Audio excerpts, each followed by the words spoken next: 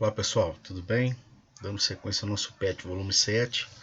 Essa semana 3 falaremos sobre globalização e migrações. O mundo contemporâneo da globalização e migração internacional. Um dos principais problemas em termos populacionais e a nível global é a questão dos refugiados. O conceito de refugiado foi regulado pela Organização das Nações Unidas por meio da Convenção das Nações Unidas sobre o Estatuto dos Refugiados, realizada em 1951 e adotada em 1954. Segundo a ONU, na convenção em questão, para ser considerada refugiada, a pessoa precisa declarar que se sente perseguida pelo Estado de sua nacionalidade por razões de raça, religião, nacionalidade, grupo social ou opiniões políticas, que se ausentou do seu país em virtude desses termos ou que não consegue a proteção do poder público pelas mesmas razões. Livre trânsito de pessoas. O fato é que a questão do livre trânsito de pessoas sempre foi um aspecto frágil da globalização. O desenvolvimento tecnológico nos últimos anos proporcionou enormes avanços nos meios de transportes, o que ajudou a intensificar os movimentos migratórios em diversas partes do mundo.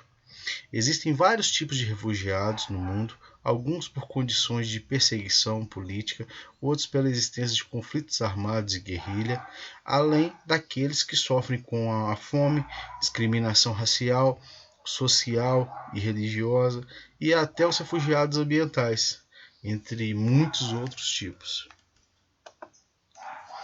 A questão dos refugiados no mundo ganha contornos dramáticos, pois, além dos problemas severos que abrangem as suas áreas de origem, ainda existem os problemas que esses migrantes encontram no local para onde se deslocam. Entre esses problemas, destacam-se as diferenças culturais, as dificuldades com idiomas, a busca por emprego e principalmente a xenofobia, que seria a aversão a estrangeiros, praticada pela população residente da área de destino. Os refugiados encontram-se muita dificuldade para restabelecer-se em outros locais. Além disso, muitos deles não conseguem realizar a sua situação no novo país com facilidade, vivendo como apatriadas e às vezes clandestinamente.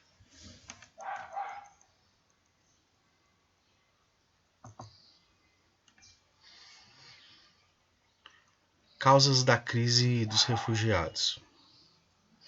O refúgio é causado geralmente por guerras. No entanto, não somente guerras, mas conflitos de ordem política também colocam as pessoas na situação do refúgio. Muitos cidadãos fogem de seus países porque são ameaçados por organizações criminosas que dominam o cenário político local.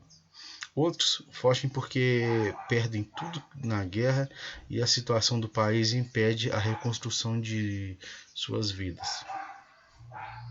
No caso da Venezuela, há uma crise que coloca os cidadãos em necessidade de ajuda humanitária, pois a fome, o desemprego e a instabilidade econômica afetam drasticamente a população venezuelana pobre. Os conflitos políticos e as perseguições ideológicas também aconteceram por lá.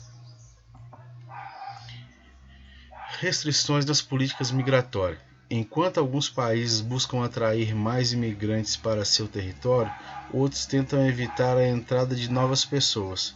Como exemplo, pode-se citar a construção e fortificação do muro que divide os Estados Unidos e seu vizinho México. A saída da Grã-Bretanha da União Europeia, apontada como vontade da maior parte de sua população pelo plebiscito realizado em junho de 2016, foi também influenciada pela ideia de que fora do grupo a Grã-Bretanha teria maior autonomia para elaborar sua política migratória, que provavelmente seria mais restritiva do que a então vigente. Aqui, como eu havia falado na questão dos Estados Unidos e o México, aqui está um muro que foi erguido, né, na fronteira entre os dois países. De um lado está os Estados Unidos, do outro o México, para conter a entrada de imigrantes aí.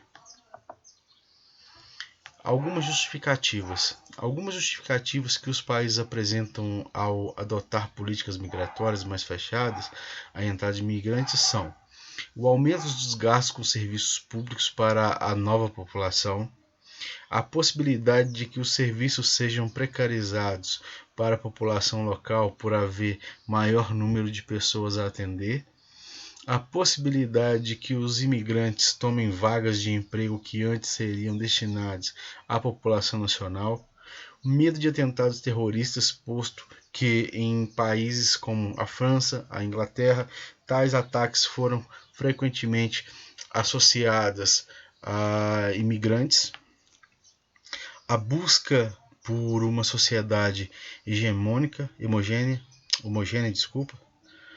como já afirmado pelo governo dinamarquês, entre outros. Migração e xenofobia. O processo migratório e a globalização formaram um elo inseparável desde a última metade do século passado. Os motivos são vários: eficácia dos meios de transporte e comunicação, desenvolvimento do setor turístico, desigualdade socioeconômica entre os países, etc. Porém, houve várias consequências, uma positiva e outras negativas, nos países mais desenvolvidos, onde há maior contingente de imigrantes, ocorre um sério problema, a chamada xenofobia, né? Termo derivado do grego, né? Do xenos, relacionado a estrangeiro, phobos, medo, né? Como se fosse um medo, uma aversão a estrangeiros. As migrações geram vários encontros de povos de diferentes culturas, raças, credos e religiões. No geral, é algo positivo. O Brasil, por exemplo, é um país rico de diversidade cultural e étnica. Entretanto, quando os nativos passaram a não aceitar os imigrantes, há um grave problema social. Xenofobia é algo grave. A história recente da humanidade nos dá vários exemplos que a xenofobia é algo grave. No Holocausto, ocorrido durante a Segunda Guerra Mundial na Alemanha, os nazistas exterminaram aproximadamente 6 milhões de judeus. Isso porque acreditavam que os judeus eram uma raça inferior e manchavam o nome da Alemanha, de Hitler, e logo deveriam ser exterminados. A xenofobia ocorre frequentemente nos países mais ricos e desenvolvidos, principalmente na Europa. Os nativos acreditam que os imigrantes são responsáveis pelo desemprego, criminalidade e todos os problemas sociais do país.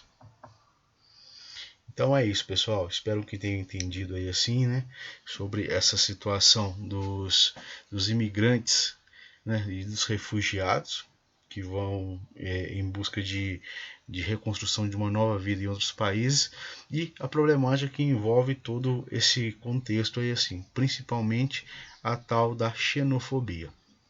Um abraço a todos, até a próxima.